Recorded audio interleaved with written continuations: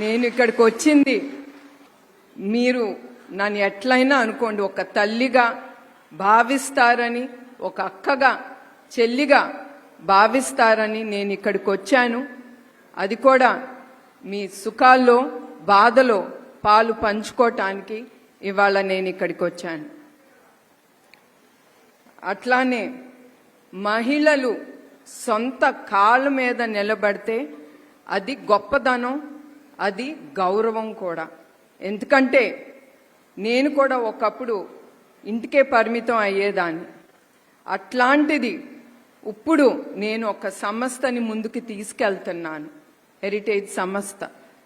దాంతో అది కూడా ఎట్లా నేను అది ముందుకు వెళ్ళానంటే చంద్రబాబు నాయుడు గారే ఆయన దానికి కారణం.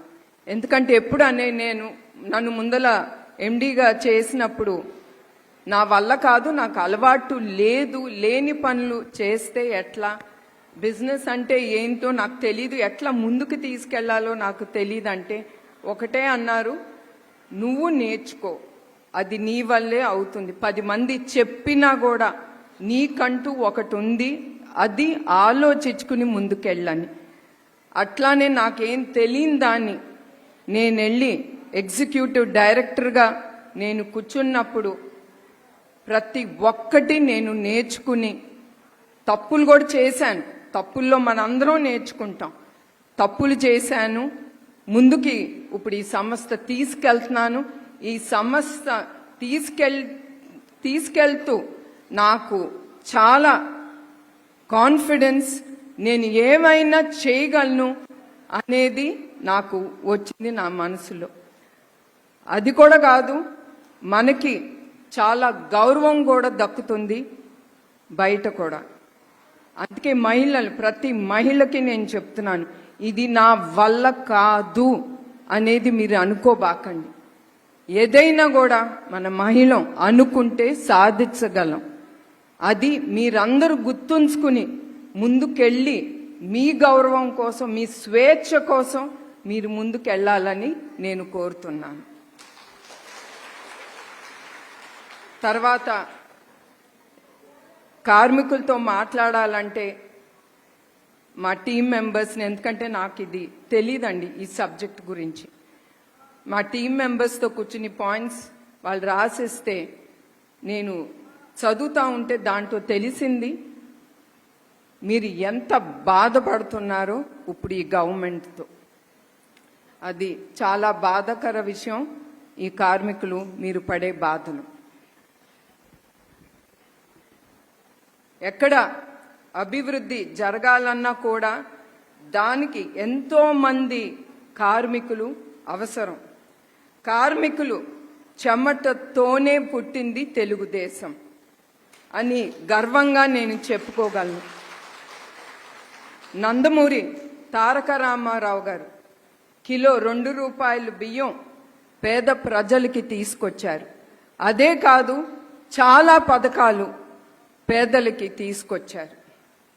కానీ ఇతరులు ఇంటికి కలను నిజం చేయటానికి మీరు అందరూ చాలా శ్రమిస్తున్నారు.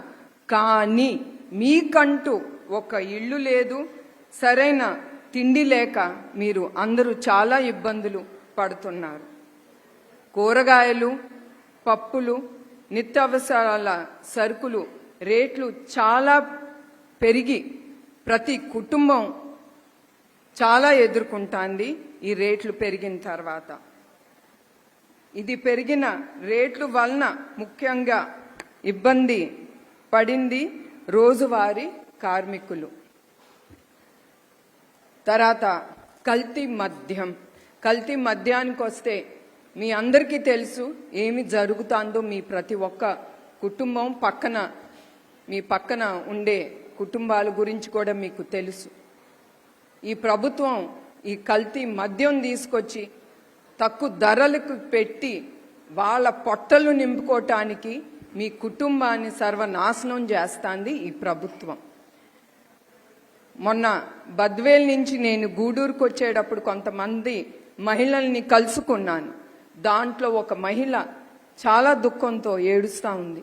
ఏంటమ్మా ఏమైంది, ఎందుకు ఇట్లా ఏడుస్తున్నావంటే, కల్తీ మద్యం తాగి వాళ్ళ ఆయన 2 కిడ్నీలు పోగొట్టుకుని 3 నెలల క్రితం చనిపోయారు అని అంది. అట్లా అన్నప్పుడు నాకు చాలా బాధ కలిగింది. ఎందుకంటే నేను ఏదో ఇంట్లో ఉంటాను, ఆఫీస్లో ఉంటాను, కానీ ఈ నిజం గెలవాలని, ఈ ప్రోగ్రాంతో మీ ముందుకు రావాలని చేపట్టినప్పుడు నిజాలు ఏంటి అనేది కళ్ళారా చూస్తే తెలుస్తుంది నాకు. అందుకే మీరందరూ చాలా జాగ్రత్తగా ఉండాలి ఈ కల్తీ మద్యం గురించి. ఎందుకంటే మీ ఒక్క ఆరోగ్యమే కాదు, మీ కుటుంబం కూడా మీరు సర్వనాశనం చేస్తున్నారని నేను చెప్పదలుచుకున్నాను. అట్లానే ఆంధ్ర రాష్ట్రంలో 77 లక్షల మంది రోజువారీ కార్మికులు ఉన్నారు.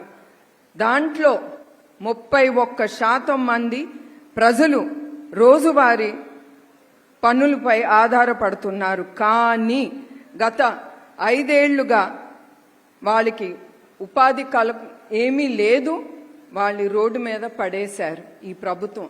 ఎందుకంటే మనం చూస్తున్నాం ఈ ఆంధ్రప్రదేశ్లో ఒక్క అభివృద్ధి లేదు. కార్మికులే కాదు, ప్రతి ఒక్కళ్ళు చాలా ఎదుర్కొంటున్నారు. వైసీపీ ప్రభుత్వం వచ్చిన కొత్తలో ఇసుక పనులు ఆపేసి నిర్మాణ రంగానికి మరియు ఆధారపడే వారిని రోడ్డు మీదకి పడేశారు. అట్లానే నిర్మాణ రంగం 3 నెలలుగా పూర్తిగా మూతవేశారు. ఉపాధి అవకాశాలు లేకుండా ప్రతి కుటుంబంలో ప్రతి ఒక్కళ్ళు ఆంధ్రప్రదేశ్లో ఏమీ జరగనప్పుడు ఏం చేస్తారండి? చదువుకున్న వాళ్ళు, చదవని వాళ్ళు, కార్మికులు వాళ్ళ కుటుంబం గడవాలంటే వాళ్ళు కష్టపడాలి. ఇక్కడేమీ లేనప్పుడు పక్క రాష్ట్రాల్లోకి అందరూ తరలి వెళ్ళిపోతున్నారు. తెలుగుదేశం ప్రభుత్వంలో ఉంటే కనీసం 20 లక్షల మందికి ఉపాధి కల్పించేది ఈ ప్రభుత్వం, ఆ ప్రభుత్వం. ప్రస్తుతం వారి కుటుంబాన్ని తినడానికి తిండి లేకపోయినా ఆకలితో వాళ్ళు మరణిస్తున్నారు. ఈ గవర్నమెంట్ వచ్చి చంద్రన్న బీమా పథకాన్ని వాళ్ళు ఆపేశారు. దీంతో మీ ఆరోగ్యం సంరక్షణ ఇంకా ప్రమాదంలో పడింది.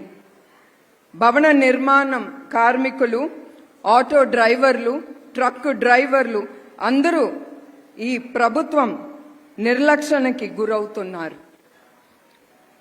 ఈ 5 ఏళ్ల వైసీపీ పాలనలో దాదాపు 13,500 మంది కార్మికులు ఆత్మహత్యకి గురయ్యారు. అట్లానే 3 సంవత్సరాల క్రితం నంద్యాల చెందిన ఆటో డ్రైవర్ షేక్ అబ్దుల్ సలాం అనే అతను ఈ ప్రభుత్వం బాధలు భరించలేక ఆయన భార్య, ఆయన బిడ్డలతో సహా వాళ్ళు ఆత్మహత్యకి గురయ్యారు.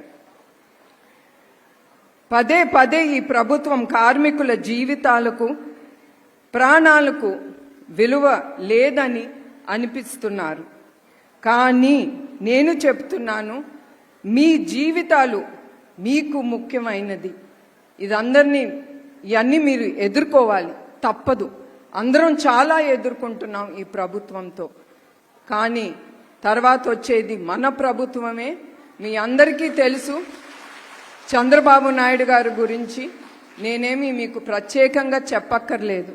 ఎందుకంటే ఆయన ఎప్పుడు ప్రతి ఒక్కళ్ళ గురించి, ప్రతి వర్గాని గురించి ఆలోచించి ఆయన ఏ పథకం అయినా ముందుకు తీసుకొస్తారు. దాంతో ప్రజలకి ఏమి, ఆ వర్గానికి కానీ ప్రజలకు కానీ ఏమి లాభం వస్తుంది అనేదే చూసి ఆయన చాలా ఆలోచించి అట్లా చాలా పథకాలు తీసుకొచ్చారు, తీసుకొస్తారు కూడా.